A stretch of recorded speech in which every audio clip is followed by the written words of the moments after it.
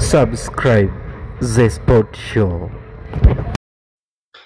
Yanga imeshinda kwa kishindo kile ilichokuwa inakipigania katika mpira wa Tanzania, na pia Simba inabaki na simanzi katika mpira wa Tanzania.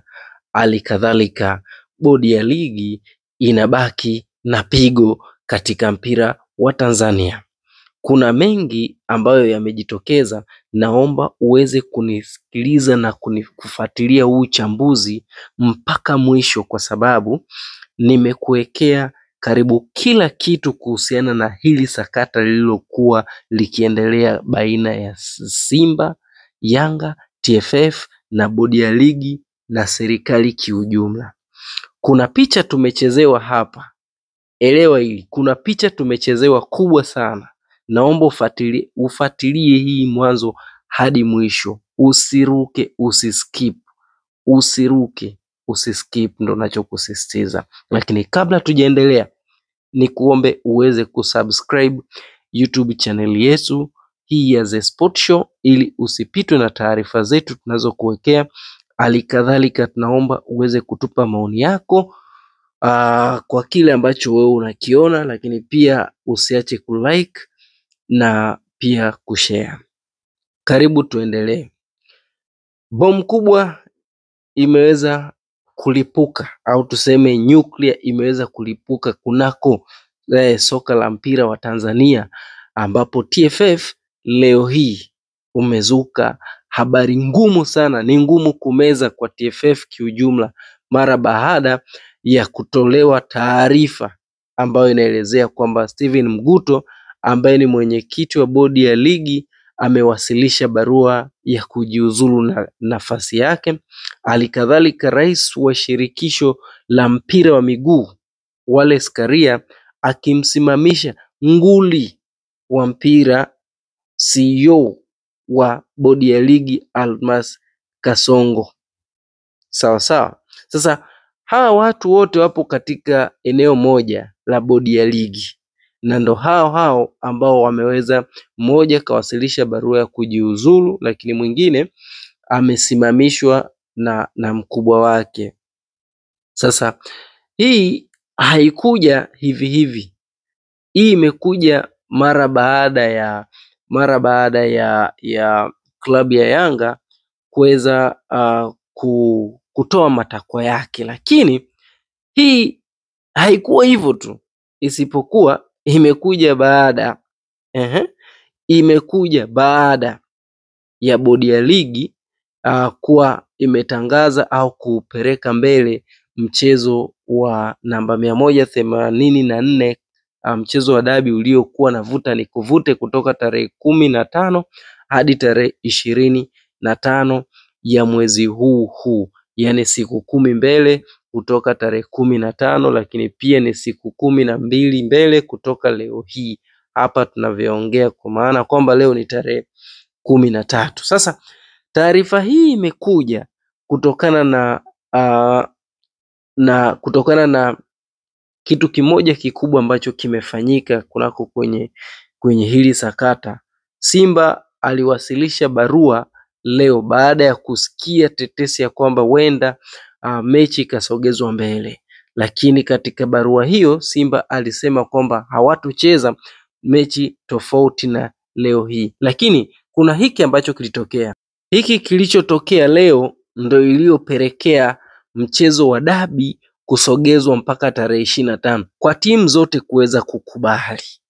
Imekubalika hivyo kutokana na rais wa nchi Mheshimiwa Dr. Samia Suluhu Hassan kuweza kuwakutanisha viongozi wa Simba na Yanga kwa pamoja na kuweza kujadiliana nao kwa kina kuhusiana na hatma ya mpira wetu na hatma ya dabi kiujumla. So ukiangalia hili sakata the way ambavyo ilikuwa imefikia, unaona kabisa ni kwamba isingetumika hii njia, pengine tungeweza kuona mambo mengi zaidi, lakini kwa akili iliyotumika ni kwa namna moja ama nyingine ni kuweza kuunganishwa na rais wa nchi Dr. Samia Suluhu Hassan kwa kuwakutanisha viongozi wa Simba na viongozi wa Yanga.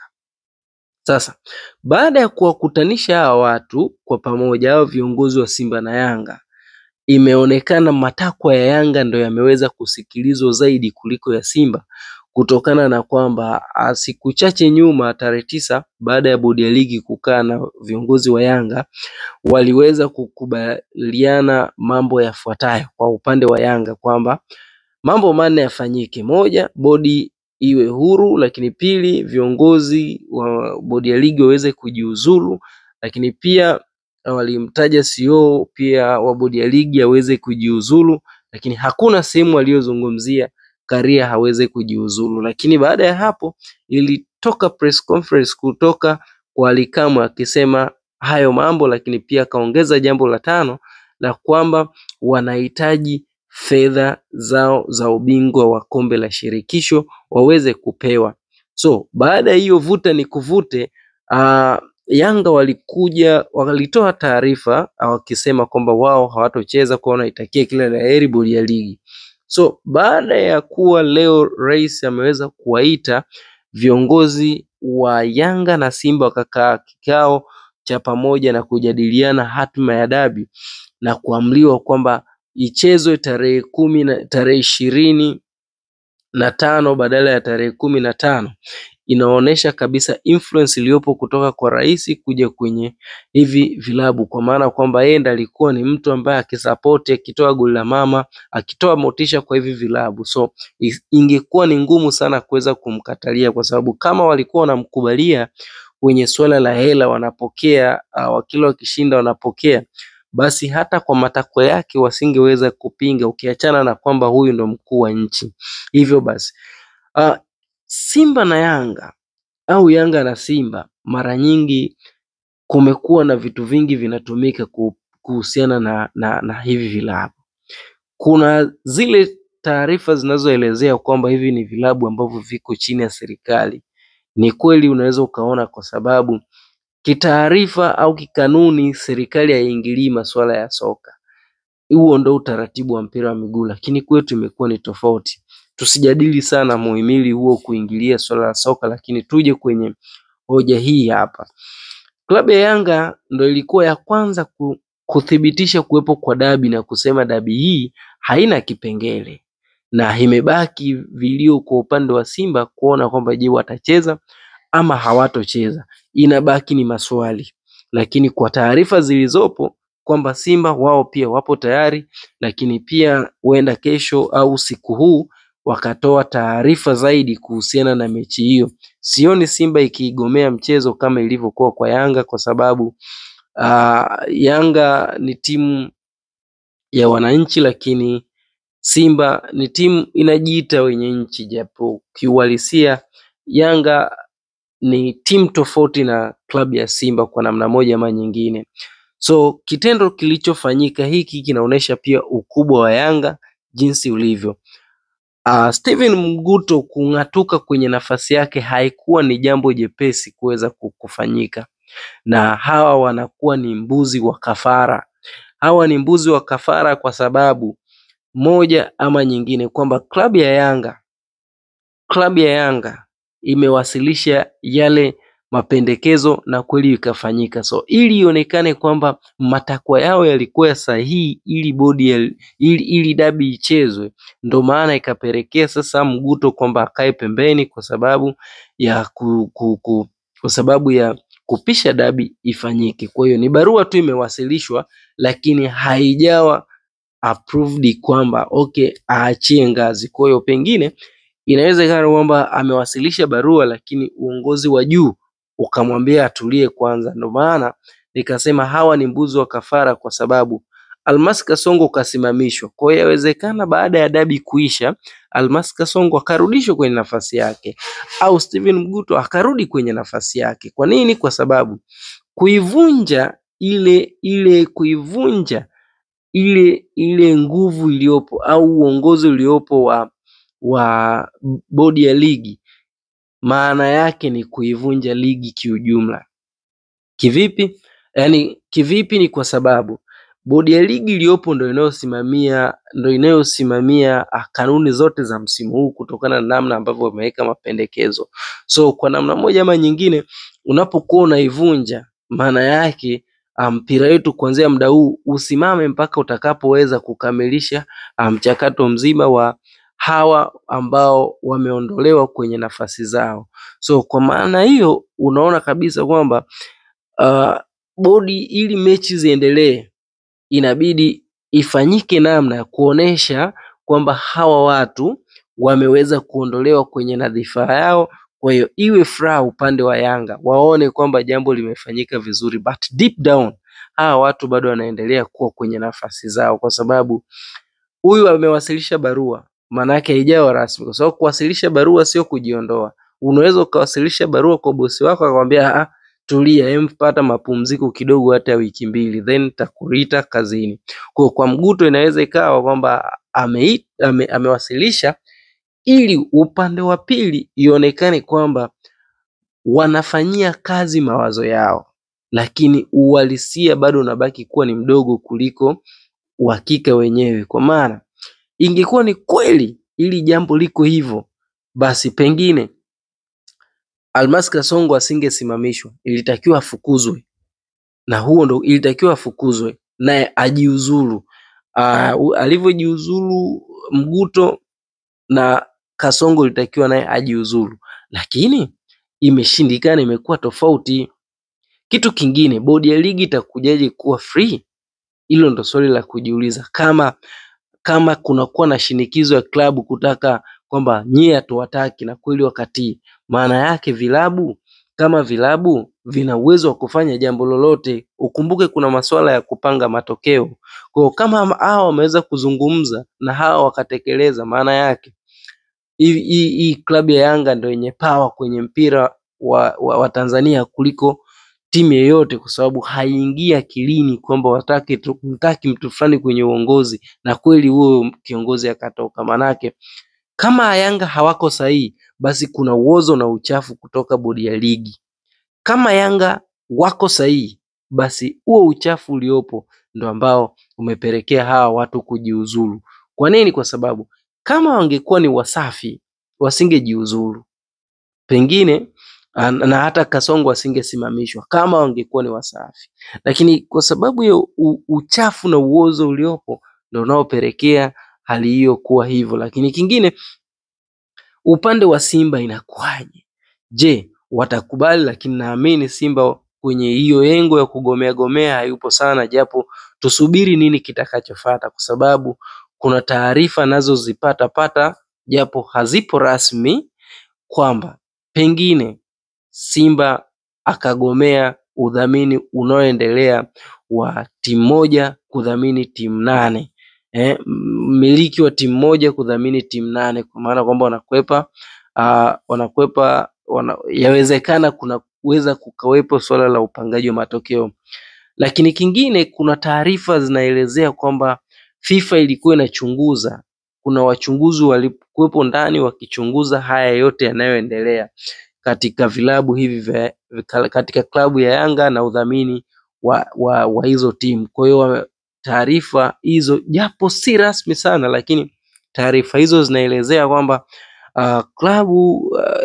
FIFA ilikuwa na wachunguzi ikichunguza mwenendo wa ligi kiujumla jinsi ulivyo. Kwa hiyo hawa kung'atuka kwenye hizi nafasi, pengine wameshapata taarifa kwamba FIFA walikuwa wanawachunguza. Kwa hiyo kwa uchafu uliopo, pengine njia rahisi ni wao kuweza kujiuzulu na kuondokana na hiyo hali. Sasa tunakuja kwenye hoja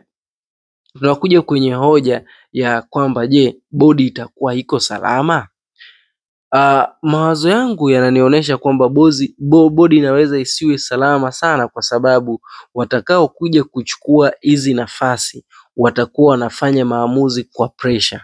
Kwa pressure kivipi? Kwa sababu watakuwa na hofia kwamba pengine jambo likiwa tofauti, ugali wetu unaweza ukawaka moto. Kwa hiyo kwa namna moja ama nyingine, na rai yangu au maoni yangu kwa bodi itakayoingia ni moja tu, kwamba itende haki. Haki siku zote ina tabia moja tu, huwa ina tabia ya kujieleza na kujitenga na uongo yenyewe hata pasipo kutetewa. Haki unaweza usiitetee, ila ikajitetee yenyewe, kwa sababu leo hii unaweza usitende haki, lakini ikaja kuonekana baadaye. Ukifanya udhalimu, udhalimu utakuja tu kuonekana. Kwa hiyo kama kuna uozo kunako bodi ya ligi, basi takiwa kufanyika ni kwamba bodi ya ligi au yani kamati nzima zote zifutwe, ili zitengenezwe, zibadilishwe utaratibu, watafute wanasheria kutoka nje waje weke utaratibu, labda CAF au FIFA waje kwetu watupe utaratibu, wao wateue watu.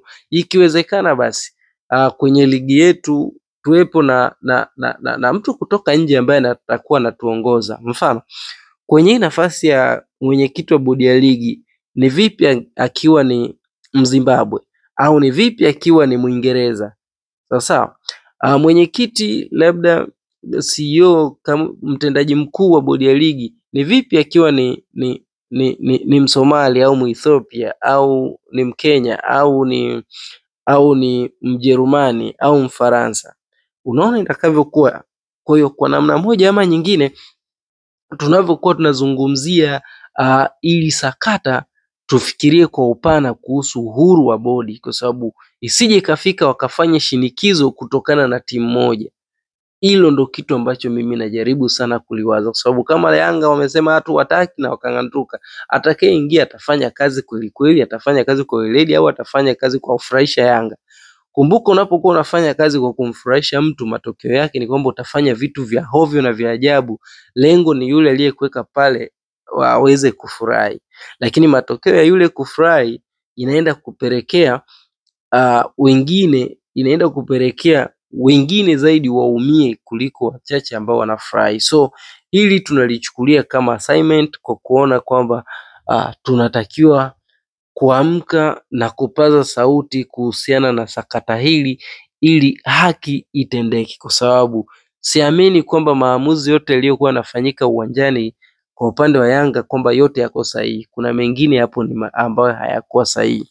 So tukirudi katika klabu ya Simba, walituma barua leo wakielezea kwa namna moja ama nyingine kwamba wao watapeleka timu, lakini pia kuna barua ilitoka upande wa serikali ikisema kwamba kutoka Wizara ya Michezo ikisema kwamba mageti yafunguliwe, lakini pia Simba asibugudhiwe kupitia hiyo barua. Lakini pia kabla hiyo barua kulikuwa kuna barua ya Simba ambayo ilikuwa inazungumzia kwamba watu wajitokeze kwa wingi na Simba haitokuwa tayari kucheza mchezo tofauti na tarehe iliyopangwa. Sasa hoja inabaki, watakataaje kucheza ikingali watani wao wamekubali kucheza, wakati huo huo wamepatanishwa na rais wa nchi?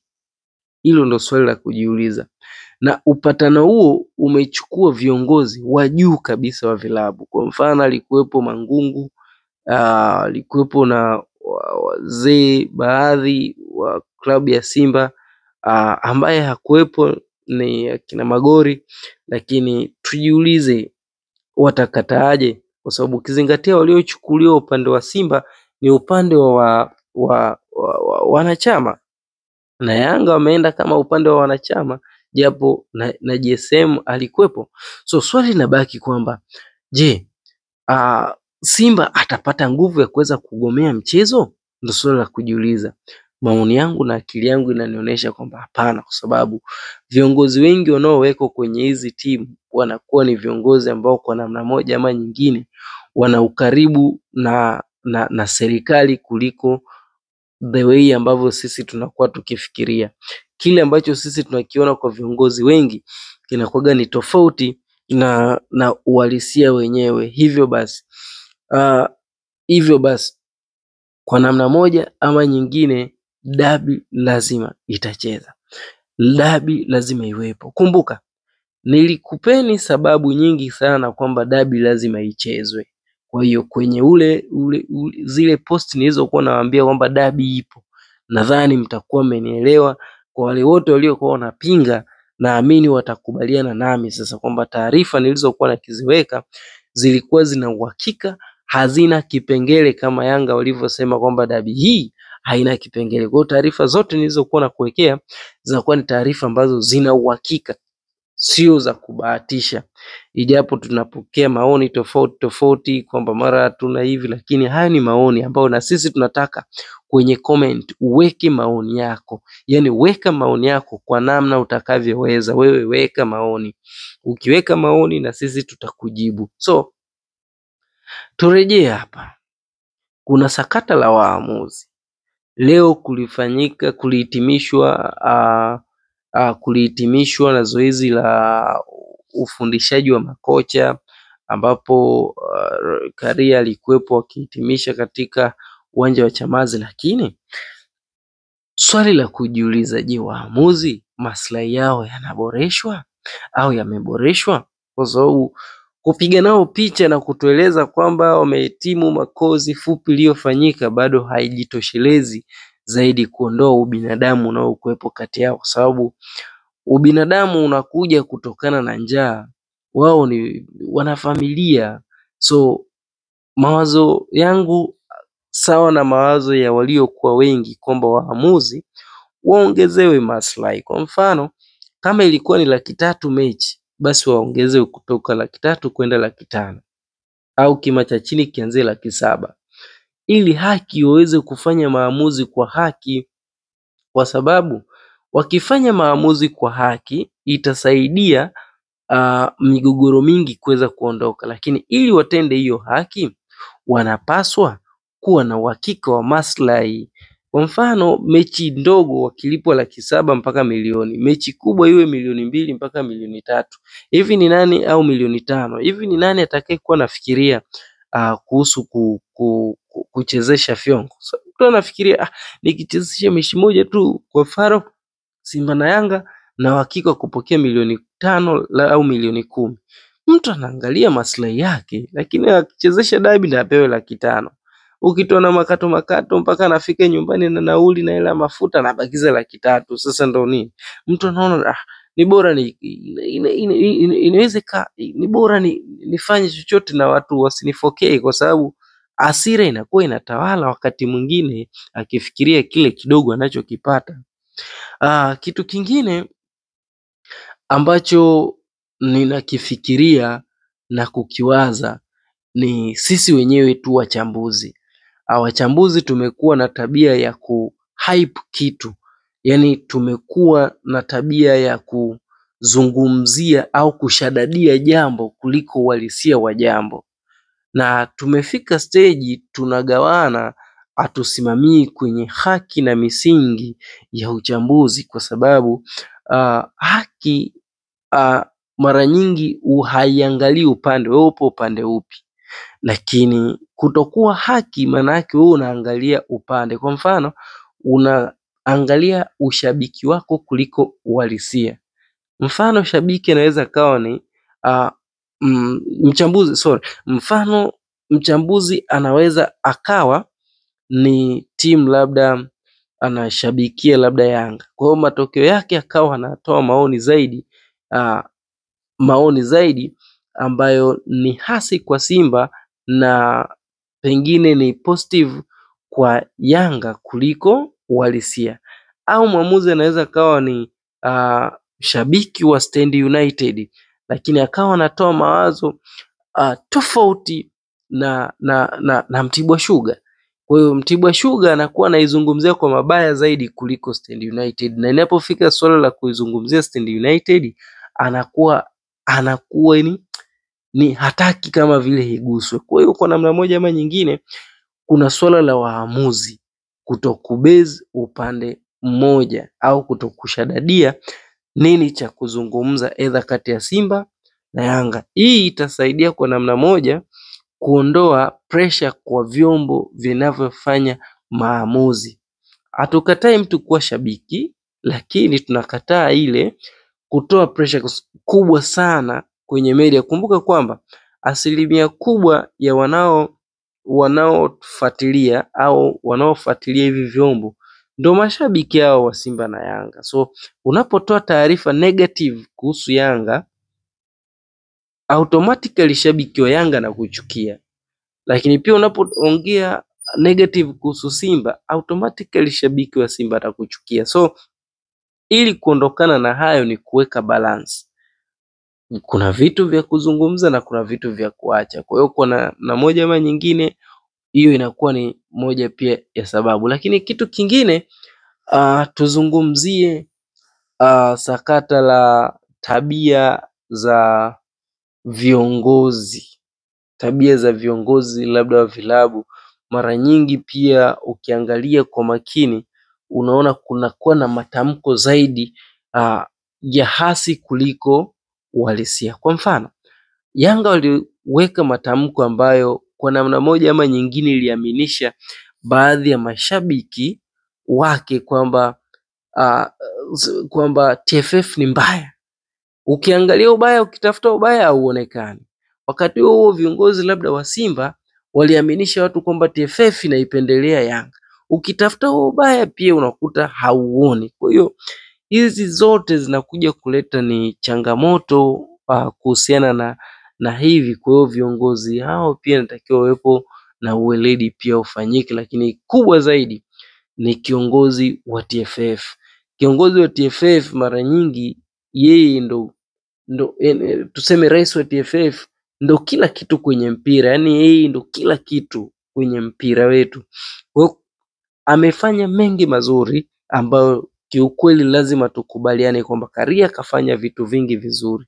Haiwezi hizi kelele ndogo ndogo haiwezi kuondoa mengi aliyoyafanya, kwa sababu tunakumbuka alivyoichukua TFF ikiwa chini ya Malinzi, ikitoka kwa Malinzi mpaka ilivyo sasa. Unaona kabisa kwamba kuna hatua nyingi sana kaweza kuzifanya na kazipiga. Kwa hiyo kwa namna moja ama nyingine, sasa tunapomzungumzia Karia tunazungumzia kitu uongozi mzima. Kwa hiyo naamini baada ya hili lililotokea watarudi, watakaa pamoja kama viongozi. Naamini tu walikuwa wameshakaa, lakini kwa hili lililoendelea, watakapokuwa wameteuliwa watu wengine, naamini kama viongozi watajitathmini sehemu yenye mapungufu, naamini wataboresha. Lakini mwisho wa siku ni kuamini kwamba pengine huenda msimu ujao wa ligi mambo yanaweza kawa ni mazuri zaidi kuliko ilivyokuwa sasa. Lakini pia naamini pia kwamba thamani itazidi kuongezeka maradufu. So nimekuletea uchambuzi wa karibu kila engo, kutoka kufukuzwa, kusimamishwa kazi, rais kuongea na viongozi wa Simba na Yanga, alikadhalika Yanga yenyewe. Lakini kuna vitu vingi tumezungumza kwa pamoja. Kwa hiyo kwa namna moja ama nyingine ni kuombe sana uweze kusubscribe kwa wewe ambaye hujasubscribe. Lakini pia naomba maoni yako, wewe unaona nini? Maana tumezungumza kwa marefu zaidi kuhusiana na yote, lakini nimepita kwenye engo zote. Yani nimepita kwenye engo zote, TFF, Simba, Yanga na serikali. Kwa hiyo maoni yako nayategemea ili kuweza kujua na mimi pia nitakujibu. Lakini kingine, usisahau kusubscribe, kulike, pia share na watu kuhusiana na The Sport Show. Lakini pia asante kwa kuwa mwanafamilia wa The Sport Show.